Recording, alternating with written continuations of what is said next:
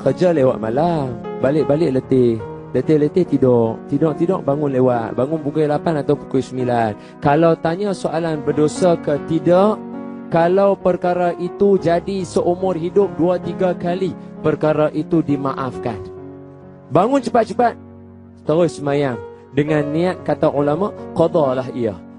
Maka ada setengah yang mengatakan tidak, dia baru teringat, dia bangun-bangun terus dia boleh semayang dengan niat tunai. Tidak menjadi masalah yang mana-mana, tapi pilihlah untuk kita qada kerana solat itu di luar waktu dia, sudah keluar waktu subuh. Tetapi soalan berdosa atau tidak, kalau hari-hari macam tu semayang subuh, maka ini berdosa.